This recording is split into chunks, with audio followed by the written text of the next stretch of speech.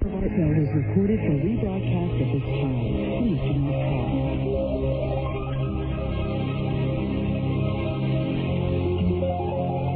Welcome to Dreamland, a program dedicated to an examination of areas in the human experience not easily nor neatly put in a box. Things seen at the edge of vision, awakening a part of the mind as yet not mapped, and yet things every bit as real as the air we breathe but don't see.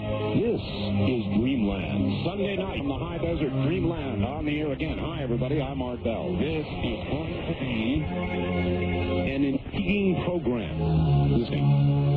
Linda Howe, as usual, something about Bigfoot, I think.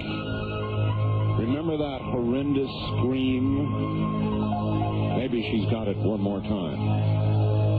We'll find out. After airing that scream, we've been getting a lot of response, shall we say. People who have heard similar horrendous things. So that'll be Linda Howe coming up in a moment. And then JoAnn Parks, the owner of the ancient Texas crystal skull, Max, the crystal skull, along with Star Johnson Moser, who's going to in some way back her up. We're going to find out. I think Star has done a lot of work with the skull. Now, JoAnn is in Texas, and Star is in Missouri. So all of that is just ahead on Dreamland. And as I listened to the open, I thought I was hearing phrases of my own like the air we breathe and things that can be put in a box and things that can't. I thought, Alpine, that's the air we breathe, and it comes in a air. Of course, we will find the world's expert on crop circles and animal mutilations, and has branched out really into other areas of UFO-related phenomena. Linda Moulton Howe. Linda, welcome to the program. Hi, Art. Hi. Well, you know, those recordings of that alleged Bigfoot scream near Snohomish, Washington, that I played again last weekend, were heard by another Dreamland listener who lives in central Utah. She said that she could not believe that in the week after hearing the alleged Bigfoot screams on Dreamland, she heard the same kind of sound near her Utah mountain home. She has asked to remain anonymous, but allowed me to record an interview with her about the sounds in an area of central Utah where friends of hers also encountered a Bigfoot-like creature in 1992. All right. I will call her Mrs. Smith, and here now our excerpt from this week's interview. All right. Mrs. Smith. I listened to your recording, and I just thought, well, that's interesting. I've heard that before on the tape, okay, that I had a friend given to me years ago, and I thought no more of it. Then we went to our property, and we were just working around there, and that evening we went to bed, and it was about 11 o'clock, and we heard this sound. And I thought I recognized it, but then I paid no attention to it, and we just went about our business and went to bed. And this creature, whatever it is, squealed all night long into the morning. And so then morning came, and I told my husband, asked him if he had heard the sound, and he said yes, and it went all night. And I said, well, that was Bigfoot. Well, in that same central Utah area 3 years ago, a family of 5 that she knows had a face-to-face encounter with a Bigfoot-looking creature while deer hunting. The family doesn't want to be interviewed either for radio, but Mrs. Smith remembers what happened. Well, they saw this big buck, and it was just frozen, like it was suspended. And I told them that I have just understood that when Bigfoot comes around, that the animals just freeze. And she said that's how they perceived everything around there, like everything was in a frozen state. And so she shot the buck, and she and her husband and her children got out, and they proceeded to gut the buck. And then they felt like something was staring at them. And so they turned and looked, and here they thought this great big huge bear was hunched over, and instead it stood up, and it was a Bigfoot. It was about 100 to 200 feet from them, and he was staring right at them, and she said the arms arms dangled way down past the knees, and when he turned to look at each of the family members, he turned from his waist, his upper torso turned. And they described how it looked, how it had the hair on the face, how the eyes had hair except for, you know, where the pupils and things are. And then that was it. But they just said it was about 8 feet tall or taller. And that was about it. And they said it had between a dark and a brown hair. And then he turned and went up the mountainside. And they just stood there frozen, and they just couldn't believe what they had seen. And then finally they collected their faculties together, and the girl went over and looked at the footprints because it had just snowed, and she just said they were enormous. And I said, oh my gosh, why didn't you take a picture or something? And instead they came down into the camp, and when they came into the camp, they told their friends about it, and of course their friends didn't believe them. And then they went back the next day, and there was a deer there, and she thought it was very unusual because the rectum of the deer had been cored out. Now, Art, historically, Bigfoot had been associated with animal mutilations in which rectums have been cored out as well as other excisions since going back to at least the early 1970s. And in one famous case near Elizabeth, Colorado, east of Colorado Springs, a rancher watched a huge, hairy Bigfoot creature run from the pasture and knock down a section of fence around his ranch house. This was investigated by several scientists, and it was reported to the sheriffs there. I talked with the sheriff and deputy when I was working on my documentary, A Strange Harvest, about this incident where this big, huge, they estimated above 8 foot tall, hairy creature had literally run into the fence, knocking it down, and the big creature ran across the yard. And not far from there, at that same time period, 2 cows had been found dead with their rectums cored out and other typical excisions of tissue associated with unusual animal deaths, raising, again, that issue, is there some connection between these creatures and maybe some of the mutilations? Sure. And in one of the strangest Bigfoot cases on record, the Cascade County Sheriff's Office in Great Falls, Montana, had a 1976 file on a rancher who was out hunting and encountered a creature at least 8 feet tall with reddish-brown hair, and in this case, the eyes were reported to be glowing red. The rancher shot at this Bigfoot creature, and it disappeared in a flash of light, and that sentence was officially recorded in the Cascade County Sheriff's file. Wow. Yeah, what is it that could disappear in a flash of light? And at the same time, the Cascade County Sheriff's Office was flooded with animal mutilation reports and eyewitnesses who were saying and reporting moving lights and discs above pastures and above their homes. Linda, there is a name for the kind of creature that's able to take any form, isn't there?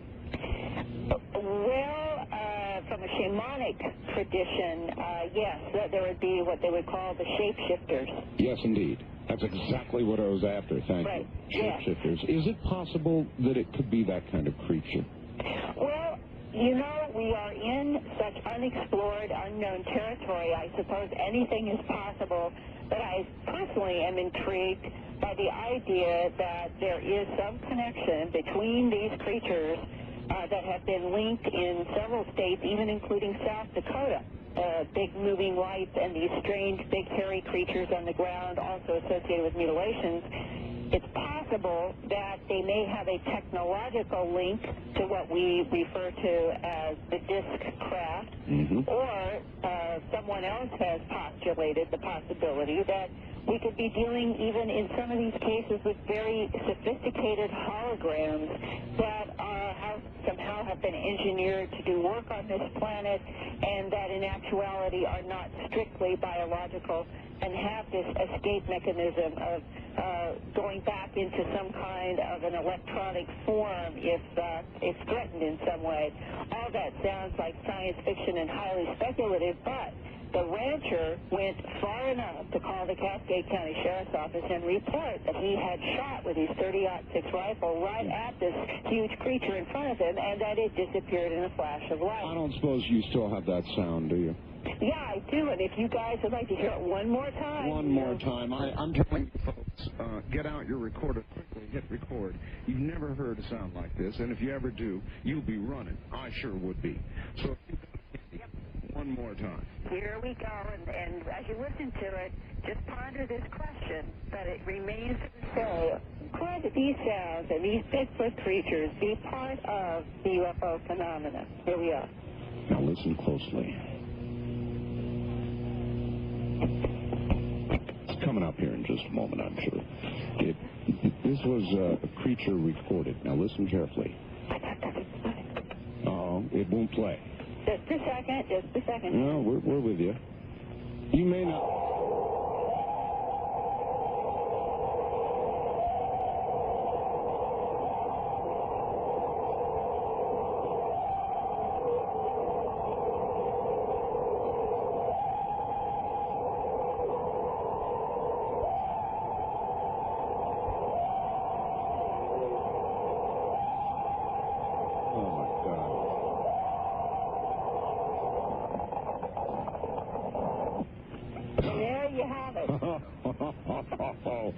Linda, there's something about that one. I don't know what it is. It just sends a shiver right up my back. Yep, and everyone who's ever heard it knows that they're hearing something that is distinctly not a cat, not a wolf, not a coyote. No, and I might have even imagined it had glowing red eyes. I'd be gone. Listen, Linda, I want to give you a little news on the Roswell front. Right. On my syndicated weekly program, I interviewed Ray Santilli from London. Great. Spent about 30 minutes with him, and I was sort of impressed with the guy because he unabashedly will say he's coming at this from a commercial point of view. He's not a ufologist. He's a guy who's working on a film about Elvis Presley, for heaven's sake. Ran into the film, and I found, his easy admission of all that to be credible. I don't blame him. That's not saying that the photos are real, but then he gave me permission, Linda, to publish those 5 photographs in my newsletter. Right, that George Wingfield and I talked with our Dreamland audience about from Seattle. I've done a little enhancement work on those photographs, and I'll tell you, Linda, I'm not a ufologist. To me, it's very strange and eerie that this creature is sort of human, but not quite human. Right. I think everybody has had that reaction. I think one person said, well, this is sort of what I always thought an alien would look like. Yeah, that's what I said. Yeah. I did. That's right. You did, but somebody else said that to me also. Uh-huh.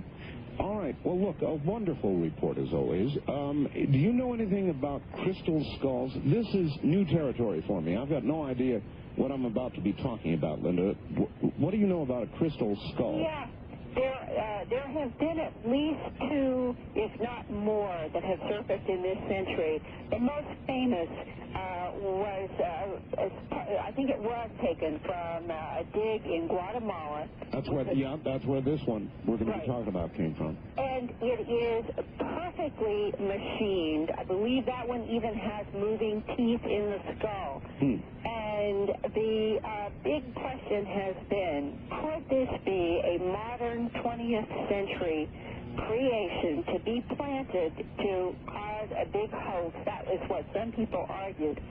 However, others who were associated with that dig and that find insist that where the skull was found was associated with artifacts and layers that simply defied the 20th century explanation. And then, if it is prior to the industrialized age, how could anyone in past centuries have taken one solid piece of quartz crystal and carved it with the fineness of this skull, which you probably have a photo of. I do. And do so that even the teeth, as I understand it, could move. I have never held this in my hands. I have talked with people who have, and they say that there is something eerie about its perfection. Yes. All right. Linda, next week again from Philadelphia. Yes, I'll be back here. A great report. And do you want to give out any information quickly? Well, I'm always looking for reports on Bigfoot, mutilations, abductions, crop circles, all of the unusual, unexplained phenomena, and I would love to hear from people at my fax number, area code 215-491-9842, or please write to me at Post Office Box 538 in Huntingdon Valley, Pennsylvania, zip code 19006. I always keep confidences, and I only share the names of people who give me permission, and the big value is getting reports and getting the information. Linda, thank you. Talk to you next week. Okay, Art. Linda Moulton Howe, pretty generally acknowledged to be the world's expert on crop circles and animal mutilations.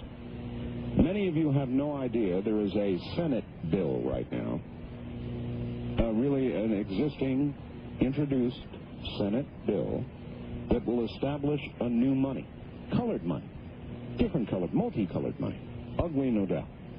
But that's not the big news. The big news is we get a two-tiered money system. That means one currency used inside the country, another one outside. Now, my sponsor, North American Trading, will send you a copy of this Senate bill free of charge. Now, why would they want to do that? Well, the answer is really a good marketing ploy. They sell gold, and believe me, after you've read this bill and you know what's coming, you'll be interested, and they know that. So it's easy. Call them. They'll send it to you free of charge. The number is 1-800-877-9799. That's 1-800-877-9799. North American Trading. And just try and make use of the last couple of moments before the bottom of the hour to go to JoAnn and Star. We'll do that out of the bottom of the hour, fresh. I've got some information you need. I just talked a moment ago to Linda Moulton Howe about the Santilli pictures, which are going to be published in our newsletter. These are 5 separate photographs of what purports to be an alien creature being autopsied. And there's been a great deal of talk about it. I've interviewed Mr. Santilli.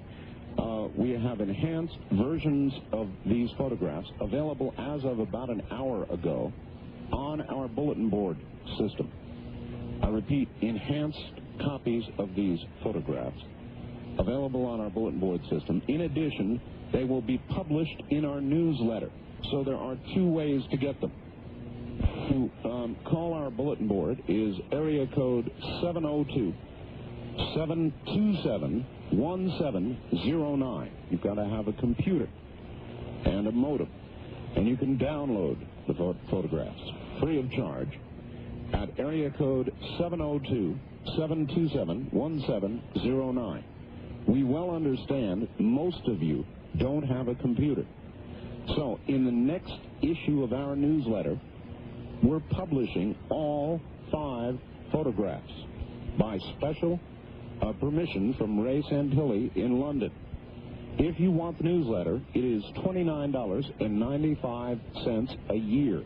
As long as you order now, you'll get the issue with the photos.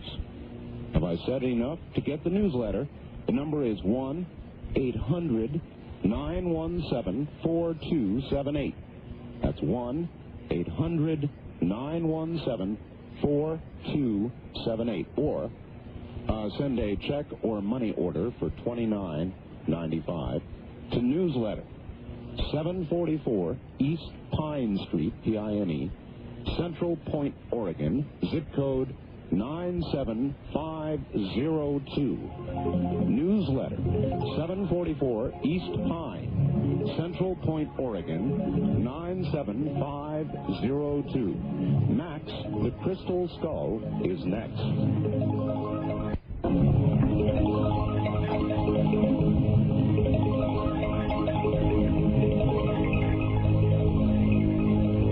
This hour of Art Bell was recorded for rebroadcast at this time. Please do not call.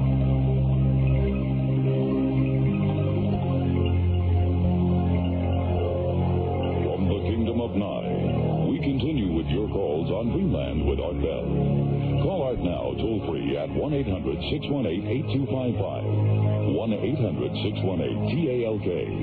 First-time callers, area code 702-727-1222. 702-727-1222. Or the wildcard line at area code 702-727-1295. 727-1295 in the 702 area code. Now again, here's Art Bell. Now again, here I am, and into the land of crystal skulls in just a moment.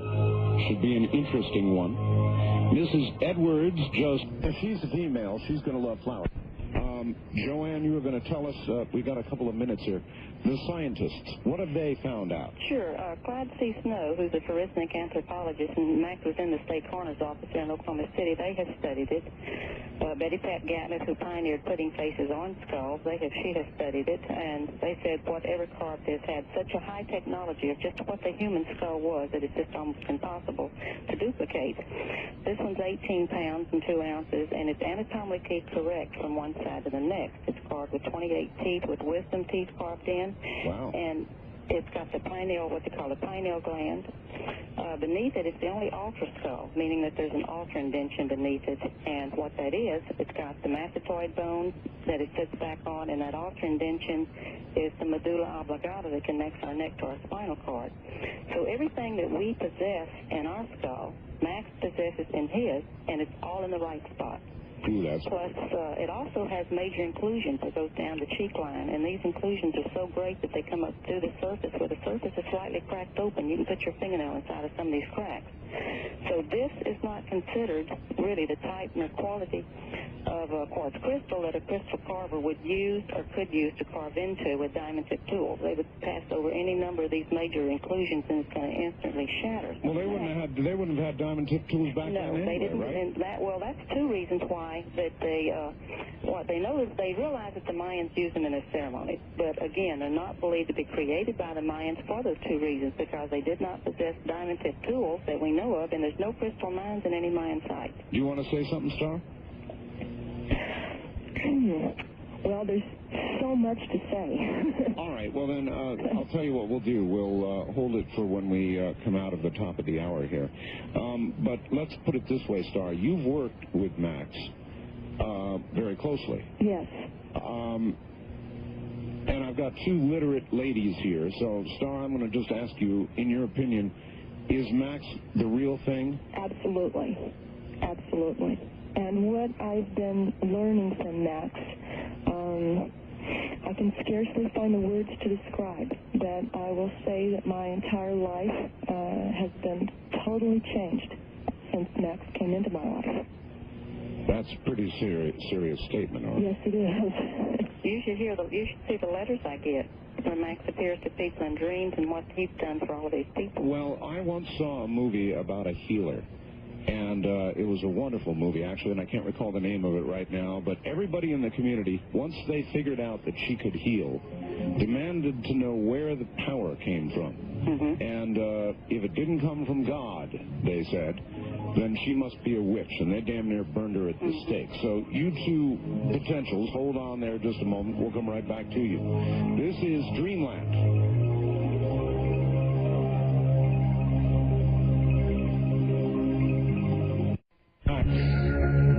Is a really ancient crystal skull with powers, and we're going to find out about all that in just a moment.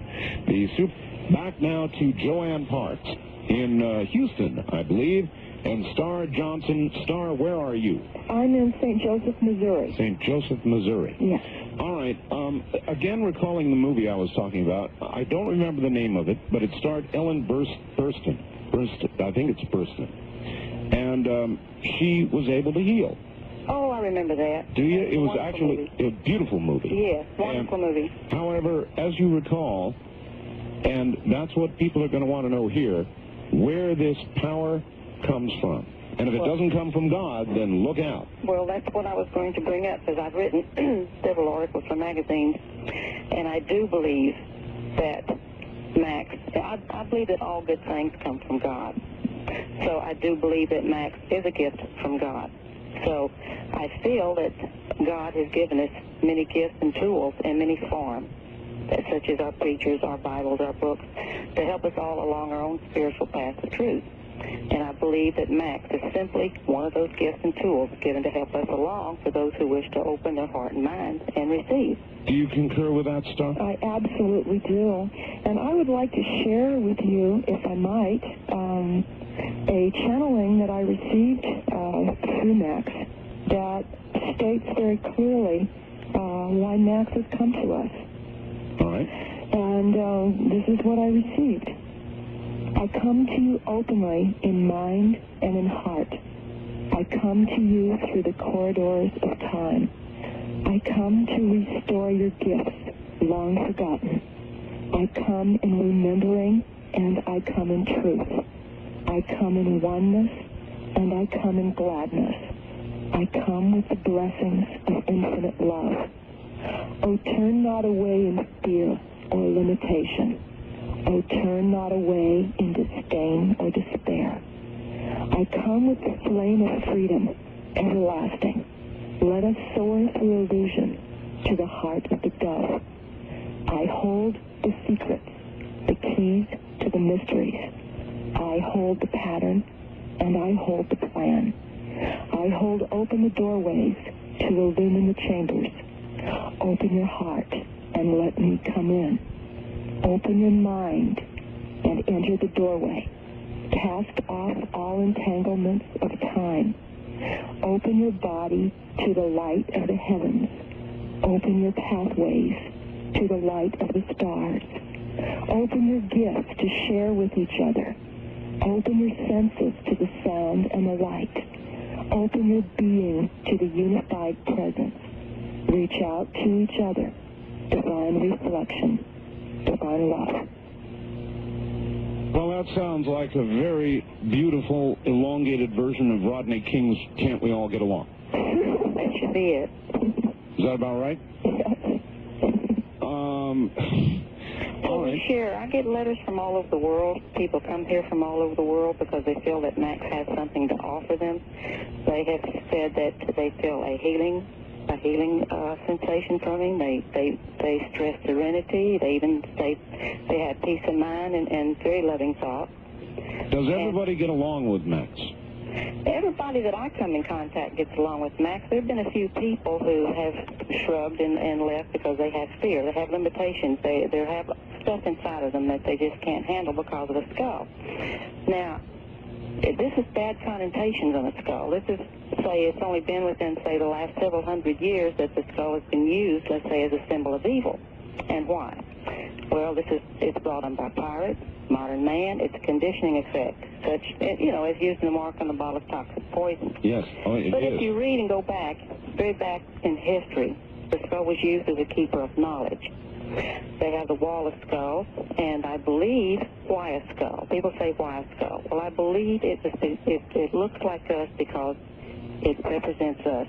It represents mankind. It's something that we can communicate with because it looks like us. With the dated age, this skull could not, there was no technology at that time, was there? Not at all. They have no, this is a mystery like Stonehenge and the Sphinx and the ancient pyramids. They do not know how these skulls are created. They're also cut against their natural axis. They're cut against their grain. So scientifically, it doesn't exist. That's odd. All right, I've got a question by fax, and we'll get to the phone shortly. Dear Art, would you ask your guest if the crystal skull that she describes is similar in appearance to the one shown at the beginning of the TV series Arthur C. Clarke's Mysterious World? That one is that skull is the one in the British Museum. It is? Yes. Max is not clear like that. Max shows that he's gone through many, many earth changes. What happened is, and what causes these earth changes and these cracks is that over eons and eons of time, the rock that Max was carved from, it looks like, it appears that it's gone through about, maybe 5 or 6 major earth changes like volcano eruptions, heat, and it cracked open, forming these major inclusions and leaving these different earth changes looks in it where there's parts cloudy and parts are clear. And then it would take literally hundreds of thousands of years for each one of these inclusions to repair itself. And whatever carved, it carved right through the inclusions. Boy, that is strange. So those are clear, and this is what got the scientists so intrigued, because not because of Max's clearness and lack of inclusions is because of these inclusions that's got them so completely baffled as to how he was created. Well, so people come to you in wheelchairs, people come to you with various ailments, and what do you do? How do you handle it? I let Max do his own work. Max is, I tell people. Do you charge people for this? I do not charge people. If they want to leave me a donation, also I have videos, I have documentaries on the skulls, I have books, I have little skulls that stay with Max to pick up his energies. If they want to buy something, that's fine. But no, I don't charge people to come here. I tell people that Max is a personal experience, and that's what he is. He's helped many, many people in various different ways. I can never predict. It's just like going to Lourdes and getting to the water. What's going to happen? So you just don't know. Max is a very, very personal experience, and he's helped many, many people in many ways. But all of them, every one of them, is a personal experience. I have many people come here that are just not sick. They just know that Max is a calling. He opens up the key to the mind, letting some unseen energy force is there, but it just needed a little push. He seems to answer questions for people that, for some reason, those questions wouldn't come before. Now, these are some of those explainable things. I don't even begin to understand Max because of how people relate to him. It's astonishing. So are you going to continue along the same path? I mean, you tour with Max? Well, for the first 5 years, before we always called Max again a closet skull, since we didn't know once I didn't know particularly really what I had, it was a learning process, and I had to learn completely about what Max is, what he does. He seems to guide me through dreams. He does say he wants to be with the people. He loves people. He wants to help people. And I didn't go anywhere for the first 5 years. People came to me, and I went out a couple of times a year. But just in the last year, I've had so many people calling and asking, please bring Max to our organization, our UFO show, our bookstore, our museum, that I started going out with him 2 or 3 times a month. All right. Has Max been, I mean, he probably has bad dreams if Max has dreams about closets. I mean, have you elevated him out of the closet? Oh, yes, absolutely. He's out of the closet in everybody's heart, and that's what he's going to stay. All right. I would like to begin opening a couple of lines and taking a couple of questions. I am not exactly what you would call an expert in skulls, so I don't even know the right questions. Yeah, I'm not an expert either, but I'm just going to tell you what I believe. All right, good enough for the both of you then. Let's see what we've got here. East of the Rockies, you're on the air with JoAnn and Star. Yeah, glad to talk to you. I'm very interested in the healing aspect. How serious is, cancer and that has it healed, as far as maybe TB, has it healed TB? Okay. What serious diseases have it healed? When I was working with the healer. Just a sec. Where are you calling? From K-Ram, St. Louis. St. Louis, all right. Okay. When I was working with the healer, all types of people come from all over the world. We worked with cancer people. He worked with my own child. They gave her 3 months to live. She had osteogenic sarcoma, and she was 12 years old and had her left leg amputated to the hip. And it was only 1,500 children live in the United States. The healer worked with her. She touched the skull. They did keep her going, and the tumors completely remissioned from her lungs, and she lived for over 3 more years very well. However, the healer, when he got sick and he could no longer do his healing work, she became sick again and passed away when she was just 16 years old. They've healed all kinds of things there. But I never know what's going to be healed. It's just people. It's almost like the healing comes from within the person. The power of the skull is the healing is within the person who holds the belief system. May I say something because I do spiritual healing with Max? Yes. That what I feel is that Max is programmed with the wisdom of the ancients through sound and light, and that he holds the divine order in there. And so when we can connect the person's energy fields back into the divine pattern, into the divine balance and the divine order, so that the person's energy works balanced and correctly, that then the body has what it needs, has the power of the light to be able to overcome disease. Okay, these are the things that I hear people who do acupuncture. I hear people who do chiropractic. I hear people who do all these sorts of things say roughly the same things, that it puts you back in line or puts you in line with some greater force. Are these all similar things? Yes, The they people are. that I worked with did work, the red hats, the llama, they did work through the meridian or acupuncture points of the patient's body. I work through what is called the axiotonal grid system, which is that invisible network of light, the pathways of light that connect all of the subtle bodies, from the without to the within, and from the above to the below. All right. West of the Rockies, you're on the air with JoAnn and Star. Hi. Hi, Where are you? in Medford, Oregon. Oh, Medford, Oregon. All right. Yes. The question I have is that as far as the scientific measurements of the skull and all that, Right. the question is that what scientific proof do you have on the power of the skull? Well, here's what I think. I go by all the letters that I get, and by the people, what people tell me what goes on. I cannot prove that Max does what people say he does.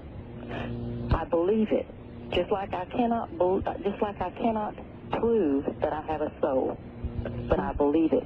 Well, all right. Max does exactly what people says he does. Okay, JoAnn, let's try it from this point of view. You say there have been healings. Mm-hmm. These are people who no doubt are ill, and they've been to the doctor. They've had x-rays, they've had every manner of test, and so that's pretty well documented. They're sick one way or the other.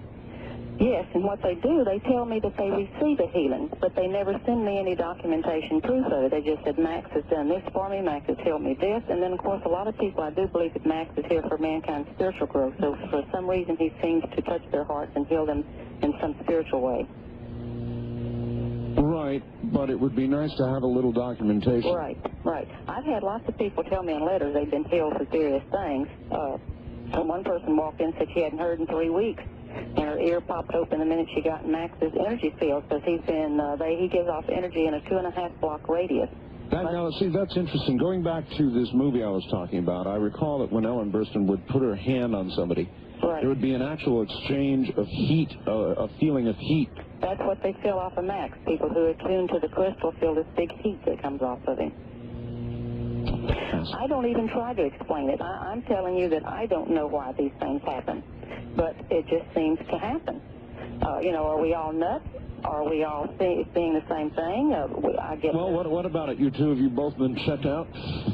Well, yes, you know what? I get a lot of psychiatrists and psychologists here, and I used to wonder, well, are they checking me out? Are they checking Max out? And they all just say, no, you're right, and they're right on cue, and they love Max too. Huh. Absolutely. What about you, Star? Have you had moments of when you wondered about yourself? Well, certainly, because when you're dealing with the unseen forces Yes. and the supernatural, what we call supernatural occurrences, of course you're going to wonder about what is real. Yes. But what has been just incredible in this journey has been meeting other people who are sharing the same kinds of experiences. Oh, exactly. All right, you two, hold it right there. Max, the crystal skull is our subject. If you want to get in, we'll give you the numbers in a moment. JoAnn and Star, are you both there? Yes, absolutely. All right, question by fax from Honolulu, Hawaii. Are all skulls made of clear quartz, or are skulls made of, I think it says, fluorite or amethyst or other crystals? I know of the ones that are made from the clear quartz, like Max, and then they have there's an amethyst skull in a private collection in San Jose, California, one in San Jose, Mexico. These are in private collections. They're small, and they're made of rose quartz. I think that Max also goes to the Native American Indian ceremonies. And one of the indigenous elders there said they had one. It was black quartz, a black skull. And these people, the Native Americans, also talk about the skulls in time. He goes to the sweat lodge, the medicine wheel, the sacred pipes. And indigenous elders from all over the world have talked about the skulls. They say they come from the star people. All right. The Star people. Interesting. East of the Rockies, you're on the air with JoAnn and Star. Where are you calling from, please? Whoops. Let's try this again. Are you there? Hello? Hello. Yes, sir. Where are you? This Stark Bell show? Yes, it is Dreamland, sir. So I was wondering, what do you think about these people in Chicago that sit in a room and are scared to open a window or a door and die in there because they figure somebody would rob them? Well, that is not the subject of the discussion this evening. Those are people with a very special disease, and maybe Max would help people like that. I don't know. They're literally, I can't recall the name of it, but they've got to remain in the house. They're afraid to go out of the house. Does Max help with that kind of thing? Max can help, like I said. He's a personal experience. When people come before him, they have to just make their request, and whatever happens, happens. I've seen all kind of things happen. In fact, he will change colors. I've had him on display at the Whole Life Expos, and he'll start turning pink. I've heard that, and there are people who have seen things like UFOs in Max, aren't there? Yes. It's felt like many people. I've had psychics from all over the world. So it's Max is kind of a conduit for almost everything. All right. Exactly. They feel that the rock before it was carved has picked up images and vibrations and sound occurring around it. All right, hold it right there. Hold it right there. We've got a break. We'll be right back.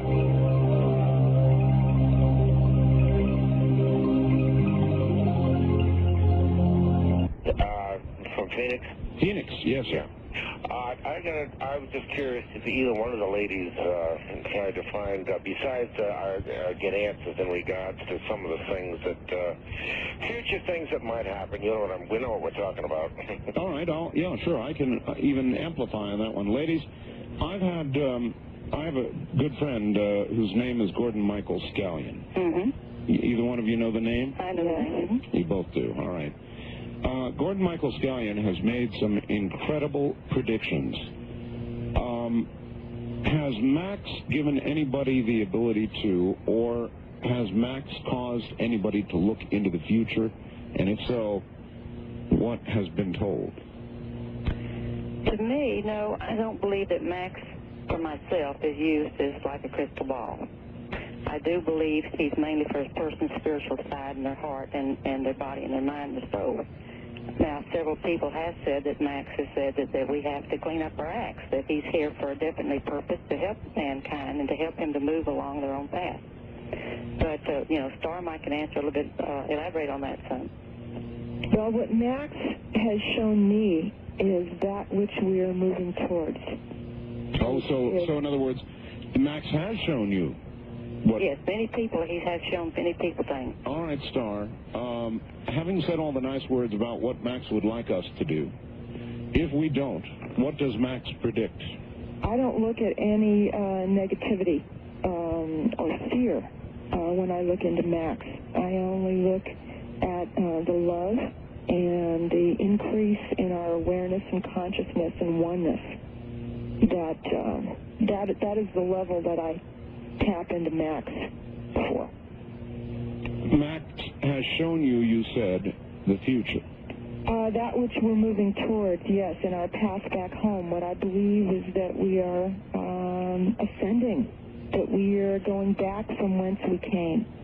And Max has given me glimpses of the mansion worlds. I'm sorry, the mansion world? The mansion worlds. What are those? Yes, of the higher multidimensional levels that are the promise, the kingdom of heaven. These are the kinds of things that I've seen. And as described, for example, by Robert Monroe, that sort of ascension? Yes, I believe that it's like moving up on a pyramid and coming into greater and greater levels of oneness. Most people who look ahead see many possible futures, not all of them necessarily pleasant. You either avoid hearing or listening or thinking about that, or... Well, if a lot of people like to focus on fear and earth changes, and The Earth is always changing. I mean, I was in California during all the fires. I was in the Midwest during all the floods. I've been in California during earthquakes, you know. And undoubtedly, there's a shifting of form that is happening, a purification and a cleansing. And we can choose to look at all of these changes, which have always been and always will be, with fear, or we can, you know, look at them with more open eyes. No, I understand that. I'm just trying to figure out, I understand that you're trying to remain positive. Oh, yes. And I commend you for that. But, again, so many people, intuitives, say that we're headed down a very terrible path, and that it does not have to be the future, and that the future is dependent on our behavior. Exactly. Yes, if we focus on love and oneness, then that's what we are creating as co-creators. I appreciate. Okay, I that's appreciate. That's what I believe. That if we focus on negativity and fear, then that's what we're going to create. I'm with you. Are things. Yes, Star. But a pragmatic, cold view of what's going on around us right now, societally, economically, politically, or you name it, it's a mess. And arguably getting messier. Earthquake activity, strange weather, all the rest of it seems to be intensifying. If the future is nothing but a bunch of multi-dimensional mansions and all looks cool, then why are we in this mess? I believe that the lid is being blown off, all of the denial and all of that which has been held inside and stuffed and not looked at for generations and generations, and that all of that is coming out now, that it can be healed. Fascinating. All right. That's what I believe. Stay right there. We'll be right back to you. Lines are open, and we'll be back to you all. Here's so. All right. A lot of people are obviously taking this very seriously. Here's a fax from Anchorage. Art, in April of '86, I had the opportunity to spend some time with the crystal skull in the Museum of Mankind in London. I had known of these skulls since the early 1970s, but had very little information about them. I'm a sensitive. The only information given on the skull was that it came from Mexico. It immediately drew me to it. There was a tremendous power about it. Looking into the eye socket seemed to sort of pull you into it. There was an energy consciousness imbued in it. Is that what you generally hear, JoAnn? Exactly. I hear these same stories over and over again. Exactly. I guess I was trying, and I'll try one more time, to delineate between sort of a psychic in other words, I'm trying to find out whether there's the real power in Max, which you both seem to be insisting there is, or whether it's people believing in Max. I mean, I've understood the whole basis of voodoo was that you could be hurt even by somebody if you believed they could hurt you. Exactly. Conversely, you can be helped by somebody if you believe they can help you. Right. That's what I think it is. I believe the power is within the person who holds the belief system. For me, that's not for other people. That's just for me speaking. But see, that's taking away from the argument that there is a real and separate power within Max. Or is it There still might be. There certainly could be. But this is what we call differences of opinion. Well, that's true. On the west of the Rockies line, on the air with JoAnn and Star. Hello there. No, you're not. On the first-time caller line, you're on the air. Hello? Hello? Is this Art Bell? Yes. Oh, let me turn the radio down. All right, do it quickly. We've only got about a minute here. Do you have a quick question, sir? Yeah, my name is Jim. I'm calling from Reno. Okay, Jim.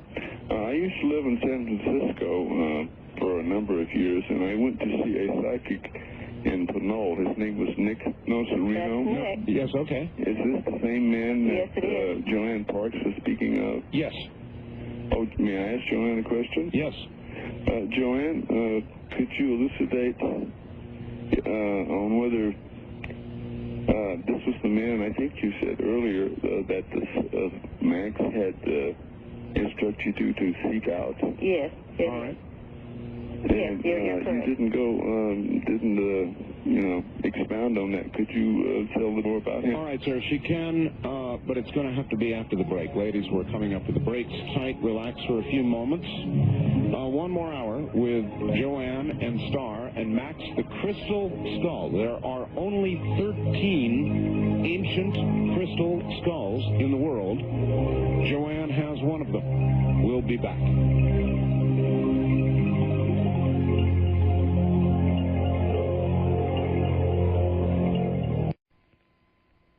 Was it 2020 or 60 minutes? One of them went down there and exposed the Filipino healers.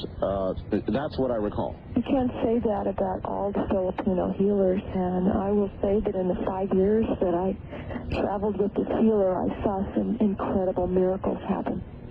Well, I just like to say that I find it very interesting, and I've read about the crystal skulls and all that, but I just have some really negative feelings about Star's role in the whole thing, that's all. All right, that's fair enough.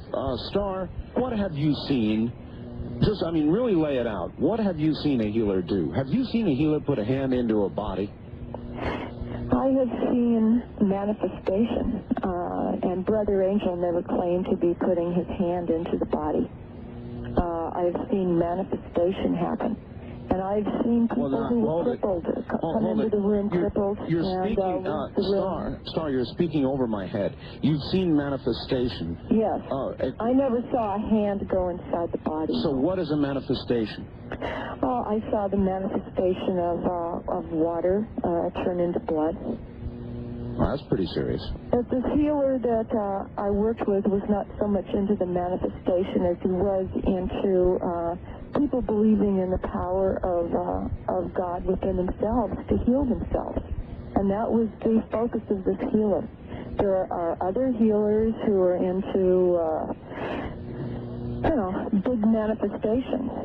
This healer that I worked with was not that way. He worked on a spiritual level. All right, good enough. The both of you hold on. We'll be right to you. This is Dreamland. We're talking about Max the Crystal Skull. Zero. Back now to JoAnn and Star. And to a call somewhere east of the Rockies. You're on the air. Where are you calling from, please? Oklahoma. I know the late Joe Pine from the Korean War. He exposed some of the people that were cutting the Band-Aids with their hands, and then they were pretending to pull chickens and turkeys out of people's fatty areas, and it was already there and stuff. This was a TV show that was on in the 60s. I remember Joe Pine. Yeah, well, he exposed, it was called Tony the Phony, and it was in the Philippines, and it was somebody who was supposed to be healing, but he wasn't really doing it. They were reaching in the fatty tissue of someone's stomach. Yep. Yeah, that was what it was. Yeah, I remember, Star, you want to comment on that? They really have exposed some of that as fraud, and if there is some real stuff going on over there, I suppose its credibility has been damaged. Mm-hmm. Yeah, it's too bad, because the phonies ruin it for those that are real. And isn't it that way always? And the public is very quick to dismiss. If a newscaster at the end of a newscast has a report about a UFO, and then he does a little chuckle at the end, everybody dismisses it. If there's one report on a fake healer in the Philippines, then all Philippine healers are fakes. That's right, and that's not fair. It seemed like the time I met him, I never saw any of that. I thought that mainly Brother Angel was just doing spiritual work. He worked with the light. He worked with the light. And he was a very great healer, and I saw many wonderful things happen. Star, I can't resist. Everybody's always talking about the light. A very good friend of mine is named John Lear. John Lear is the son of Bill Lear, who invented the Learjet, the 8-track tape, all the rest of that sort of thing. John Lear once told me that he was told, when you die, don't go to the light. The light is a trick. Go to the darkness. Nothing has ever bugged me as much, and Star, I thought I might throw that one at you. And don't go to the light. That's what he said. Huh. Oh, I'm not going into the darkness. You're not going to the dark. I'm going towards the light. What? I'm still sort of feeling the same way myself. Very quickly, west of the Rockies, you're on the air with JoAnn and Star. Yes, this is Robert from Yuba City, California. Hi, Robert. JoAnn. Yes. Yes, are you within near presence of Max? Yes, I am. Have you ever, or are you able to set up a mental link between him and others? All right. I'm trying to contact. I need to speak with him. I understand. This I can't resist. I'm going to hold it till after the break. All of you stand by, all right? Let me hear an all right. Yes. Yes, all right. Yes. That's the way to do it. We'll be back.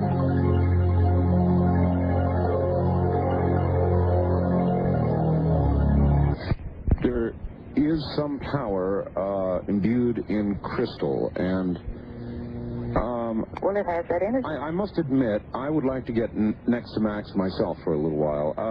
What of the people that approach Max, not the psychics, not the sensitives, but normal people, right. And you tell them this story, I'm sure, because it's sitting there in the Max box, and everybody can see it, so they come over to the house. And what do they get out of it?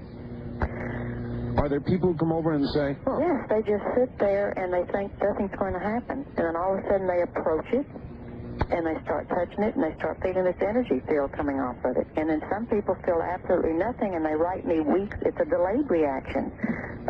They write me weeks and months later saying, well, I didn't think anything was going to happen, but all of a sudden it hit me like a bomb.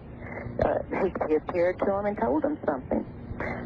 Sometimes they don't remember what it is. But I feel that Max is like calling in his loose fragments, if that makes any sense. That he's calling to people. And all of these people who come into contact with him and come into his presence, they're all little loose fragments around here that he's calling back into presence to tell them something. Whether they remember it consciously or unconsciously, it's like the shepherd calling in a sheep. He's for some reason calling in these loose fragments. I admit, there is some sort of drawing, or you feel drawn. I've got an extremely good photograph, the one I'm going to put on the bulletin board or publish, and you feel it's the doggonest thing. You feel drawn to it. It's like he's got lost keys, and you were part of those keys, and he's finding keys to the puzzle. Yeah, it's really weird. First-time caller line, you're on the air with JoAnn and Star. Hi. How you doing tonight? All right. I was curious if they've ever thought about having all the skulls pulled together in one spot to see what kind of power would come about. Yes. In fact, that was one of Nick Nosarina's dreams, is to have all the skulls to come together at one time. However, the skulls don't want their $1 million artifacts out of the museum, and they won't cooperate. So Mitchell Hedges' skull and Max was the only skulls that have been together. Well, I really appreciate you being on the air tonight. Where are you? Elma, Washington, Art. All right. Thank you very much. So, a meeting of the skulls. A meeting of the minds. We would love to see that happen. What do you think would happen? Anybody want to guess? It's no telling what would happen. A lot of light. A lot of energy, certainly a lot of, it would be like a powerhouse. Mm-hmm. Better than 100 megahertz pentium, huh? Probably. East of the Rockies, you're on the air with JoAnn and Star. Hello. Oh, hello, Art. Hello. Where are you? Can you get pretty good here? Yeah, I hear you fine. Where are you? Oh, good. This is Edward from LaSalle, Illinois. All right. I find this really fascinating tonight. I wonder, there's a lot of question about Max's origin. Yes. Have you ever considered the fact that if you knew what's the face that matches the skull, whether it was a model or whether it was the original person or being who owned the skull, so to speak, if you knew what that face looked like. You mean, was it a self-portrait? Was it a self-portrait, or was it a portrait of an ideal type, of the type of person who, the craftsman that crafted the skull? Or are the ancient skulls, the 13 of them in the world, not terrestrial in origin at all? They're not, well, they're all believed to be terrestrial by some people, but they're all different in size and detail. There are no two alike. That's also odd. Some of them have moving or even detachable mandibles. That's the Mitchell Hedges skull in Canada. It was found in it was not found in Guatemala. It was found in British Honduras, which is believed now beneath a collapsed altar. and the jawbone was found 3 months later. It has the moving jaw. Most of the other ones do not have moving jaws. They're all in one piece. Fascinating. First-time caller line. You're on the air with JoAnn and Star. Hi. Hello. Hi. Hi, where are you? I'm in Destrehan, Louisiana. All right. Well, you're on the air. Wonderful. I'm calling tonight about the skull. Yes. And what I wanted to ask is I was doing some research, and the question that Star had said that the skull had held some secrets and that it had keys to the mysteries and open doors of chambers. And I did some research about Masons, and they're associated with skull and crossbones and Egyptology. And then Egyptology is associated with pyramids and chambers. So I was wondering if this skull had any relation to this type of thought. All right. Well, when we take photographs, research photographs of the skull, you can see various images in it. You can see pyramids, several pyramids under its nose that goes back inside. You can see something that looks like Bigfoot. You can see underwater scenes, inner earth scenes. You can see extraterrestrial that sits in its eye. You can see UFOs. Matter of fact, in the photograph I've got here, you can see a couple of things. And maybe the more you stare, the more you see. I'm not sure. Exactly. But it is odd. Yes, it will come in and out. It's like the rock has picked up sound, and like I said, an image and vibration occurring around it in time, and its program is there. And for various people, viewing and being intuitive, when they sit and touch the skull, it's like a flashback. They will pick up these images off of it. Strange. All right. One of the things that's really interesting, as I mentioned, I was just down in the Yucatan, and I noticed that Max's nose indenture is shaped exactly like the Mayan arches in the sacred sites. Well, that is interesting. It was amazing when I realized that. East of the Rockies, you're on the air with JoAnn and Star. Hi. Hi, my name's Marshall. I'm from Princeton, Minnesota. It's about 50 miles north of the Twin Cities. Yes, sir. I'll save my compliments to you for another call because you got a guest. I want to know if Mac has any visions for the future about our future life and stuff like that. Okay, we kind of covered that, sir. I appreciate your call.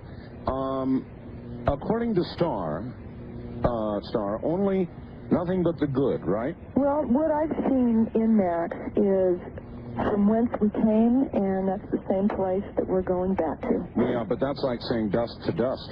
And light to light. Well, I don't know that I'm fully comfortable with that. Ladies, stay where you are. We'll be right back to you. Positive, higher dimensions, but, somehow or another, that sounds like the end of this physical life. And I think that's what I'll ask when we come back, which will be in a moment. You don't have to put up with it. Well, I know a lot of you do, but you don't have to. What am I talking about? Hard, foul water. That's right.